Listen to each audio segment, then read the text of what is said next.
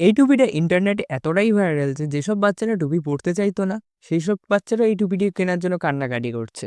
শুধুমাত্র ইনস্টাগ্রাম রিলসের জন্য একটি প্রোডাক্ট কতটা ভাইরাল হয়ে যেতে পারে, এটি হচ্ছে তারই লাইভ এক্সাম্পল।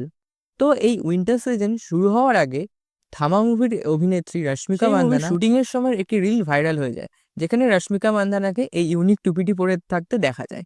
তো এই টুপিটির ইউনিকনেস হলো, এই টুপির কানের দিকের একটি অংশ যদি কেউ টেপা দেয়, সেই দিকের গানটি দাঁড়িয়ে যায়। আসলে এই টুপিটির পিছনে সায়েন্স হলো, যেই দিকের কানের অংশটাকে টেপা হবে সেই দিক থেকে একটা এয়ার প্রেশার ক্রিয়েট হবে, সেটি ওই কানটিকে খাড়া হয়ে যেতে সাহায্য করবে। তো এটাই হচ্ছে এটার পিছনে বেসিক সায়েন্স। তো এই টুপিটি বাচ্চাদের মধ্যে অত্যন্ত জনপ্রিয় হতে শুরু করে। ওই জন্য এই টুপিটির দাম এমন কিছু না হলেও ফ্লিপকার্ট, অ্যামাজনে এই টুপিটি বেস্ট সেলিংয়ে চলে যায় এবং 500-600 টাকা করে দাম বেড়ে যেতে শুরু করে। তাই কিছু কিছু চালাক ব্যবসায়ী যারা, যাদের বিজনেস মাইন্ডসেট অনেক ভালো, তারা ইন্ডিয়া মার্ট থেকে এগুলোকে 90 থেকে 120 টাকায় কিনে সেগুলোকে 500-600 টাকায় অ্যামাজন, ফ্লিপকার্টে বেচতে থাকে। এই জন্য তারা হিউজ পরিমাণে একটি প্রফিট পেতে থাকে। এটাই হচ্ছে সোশ্যাল মিডিয়ার আসল পাওয়ার। কখন কোন জিনিস ভাইরাল হয়ে যায়, কখন কোন জিনিস ট্রেন্ডে উঠে যায়, সেটা কেউ বুঝতেও পারবে না।